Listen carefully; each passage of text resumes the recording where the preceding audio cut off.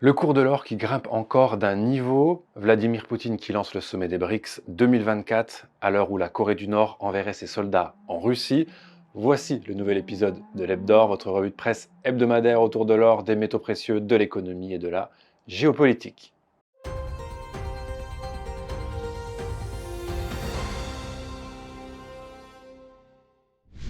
Les semaines se suivent et se ressemblent beaucoup pour le cours de l'or qui réalise un parcours 2024 vraiment extraordinaire. En fin de semaine dernière, l'once d'or éclatait de nouveau ses records en euros et en dollars en fracturant deux barres symboliques. En euros, l'once passait la barre des 2500 euros vendredi dernier. En dollars, c'était la barre des 2700 qui était alors franchie. C'est le 9e record enregistré depuis la fin du mois de mars, nous précise le blog L'Or et l'Argent dans son article. Et aujourd'hui, la question n'est pas de savoir quand interviendra une correction, mais bien jusqu'où peut-il encore monter après ce seuil symbolique des 2500 euros. Hier lundi, le cours était encore bien plus haut puisqu'il a été flashé à 2525 euros l'once au cours de la journée. Même chose pour le cours en dollars où les 3000 dollars sont atteignables assez rapidement, explique Benjamin Rosor, le rédacteur en chef du blog L'Or et l'Argent, pour qui les records éblouissent les investisseurs qui sont moins concentrés sur les progressions du cours à long terme du coup. En euros, la hausse depuis un an glissant à la mi-octobre 2023 est de 35%. Depuis un mois, elle est de 6,5%. Une flambée qui, nous dit Le Monde, attire de nombreux Français désireux d'arrondir les fins de mois ou d'aider leurs proches en revendant notamment leurs bijoux.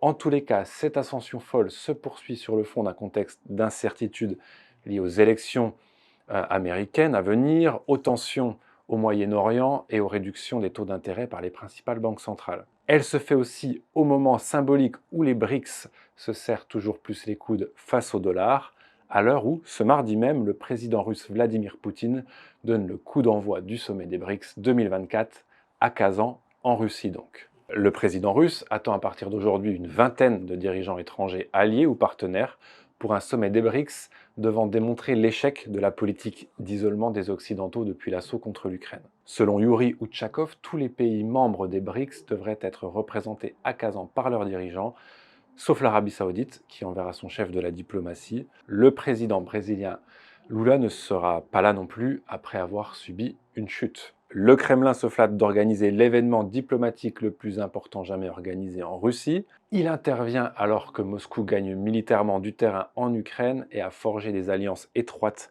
avec les plus grands adversaires des États-Unis, la Chine, l'Iran et la Corée du Nord. Le Kremlin est aussi parvenu à entretenir ses partenariats avec des pays qui restent liés aux Occidentaux, réunissant le Sud global et l'Orient pour faire contrepoids d'après Moscou aux Occidentaux. Les BRICS doivent construire, brique par brique, un pont vers un ordre mondial plus juste, a jugé le conseiller diplomatique du Kremlin, Yuri Utchakov. L'autre enjeu de ce sommet est de garder un œil sur la Turquie du président Erdogan qui souhaiterait rejoindre les BRICS. La Turquie est le premier membre de l'OTAN à postuler auprès de ce club informel, ce qui agace profondément les Occidentaux. Allez, on reste encore en Russie avec la une de l'hebdomadaire polonais Vprost qui clame que la guerre en Ukraine a ravagé l'économie russe au point que celle-ci arrivera à son point de rupture en 2025. Faute de liquidité, la Russie a déjà repris dans ses échanges internationaux la pratique soviétique du troc, affirme le magazine conservateur polonais. Cette une est un peu surprenante, d'autant que même le quotidien français Le Monde, qui n'est pas vraiment pro-russe, explique dans un article pourquoi l'économie de la Russie, qui est la plus sanctionnée au monde depuis février 2022, résiste malgré les sanctions, l'inflation et le manque de main-d'œuvre. Si vous voulez lire un article très éclairant sur l'état actuel de l'économie russe, je vous invite à lire l'excellente analyse de David Turtry dans le média Aeron 24 News, un site d'information spécialisé sur les questions militaires, stratégiques et diplomatiques. Dans son papier intitulé Économie russe des succès inattendus, des risques élevés, dont je vous mets le lien en description, l'auteur explique qu'au premier semestre 2024, l'économie russe poursuit sur sa lancée, avec une croissance de près de 5% en rythme annuel, et ceci malgré donc le durcissement des sanctions financières occidentales qui ont perturbé le commerce extérieur avec les principaux partenaires commerciaux du pays, y compris la Chine. Les points forts de l'économie russe restent les mêmes, forte croissance de l'industrie manufacturière à plus de 8%, mais aussi des nouvelles technologies de l'information, du secteur financier et du commerce, ce qui renvoie à une consommation des ménages dynamique sur fond de hausse des salaires réels.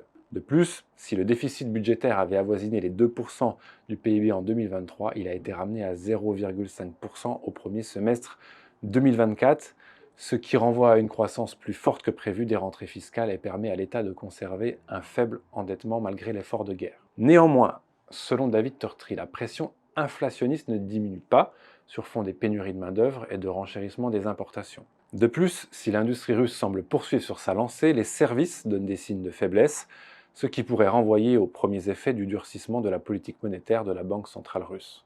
Par ailleurs, les échanges extérieurs restent sous tension du fait des sanctions américaines toujours plus strictes, à tel point que même les banques chinoises régionales, jusque-là assez peu sensibles aux menaces de Washington, commencent à restreindre les échanges avec la Russie. Ainsi, s'il est indéniable que l'économie russe a surpris par sa résilience et son dynamisme face aux sanctions, les risques internes et externes restent particulièrement importants sur fond d'incertitudes géopolitiques majeures, au-delà même du conflit ukrainien. Un conflit ukrainien qui pourrait lui aussi changer de dimension incessamment sous peu, puisque pendant que les Occidentaux, les États-Unis en tête, continuent d'arroser les Ukrainiens en aide militaire, on apprend que la Corée du Nord aurait décidé d'envoyer 12 000 de ses soldats pour aider la Russie. En effet, 4 navires russes auraient transporté quelques 1500 d'entre eux pour commencer leur entraînement. Hier lundi, le secrétaire général de l'OTAN Mark Rutte a estimé que le déploiement des soldats nord-coréens pour combattre sur le front ukrainien aux côtés des forces russes constituerait une escalade significative. Sur la signification à donner à cette opération, nous dit le journal La Dépêche, les avis divergent. Pour le Premier ministre britannique Keir Starmer, cela prouve que la Russie est en train de s'affaiblir. A l'inverse, Volodymyr Zelensky, le président ukrainien, avertit c'est la première étape vers une guerre mondiale. Le président ukrainien qui entend profiter de cette occasion pour obtenir l'autorisation de ses partenaires occidentaux d'utiliser, y compris sur le sol russe, les armes de longue portée qu'ils lui fournissent. Une demande qu'il formule de longue date mais que l'Occident continue de lui refuser par peur des représailles qu'impliqueraient de telles actions. Allez, pour finir sur une note plus légère, cette info tombée la semaine dernière. Après plus de 30 ans de chasse au trésor, l'un des organisateurs du jeu a annoncé que la contremarque de la chouette d'or avait été déterrée. Pour rappel, il s'agit de la plus longue chasse au trésor au monde. En 1993, un certain Max Valentin, originaire de Sarreguemines, en Moselle, avait décidé d'enterrer une chouette en bronze quelque part en France. Celui qui la trouverait se verrait remettre la réplique de la chouette en or, d'une valeur de plus de 150 000 euros. Pour la retrouver, Max Valentin, décédé depuis, avait publié tout un livre d'énigmes. Et depuis, ce qu'on a appelé les chouetteurs recherchaient assidûment ce trésor. Et alors, compte tenu de l'érosion monétaire et de l'augmentation du prix de l'or et de l'argent, combien vaut réellement ce trésor, cette chouette d'or qui valait 150 000 euros à l'époque, 30 ans après? Eh bien, le blog L'or et l'argent a fait le calcul et la réponse est presque 2 millions d'euros. Alors pour connaître les détails de ce calcul, je vous invite à aller lire l'article signé Benjamin Rosor. Je vous mets son lien dans la description de la vidéo. Et quant à moi, il ne me reste plus qu'à vous souhaiter une chouette semaine.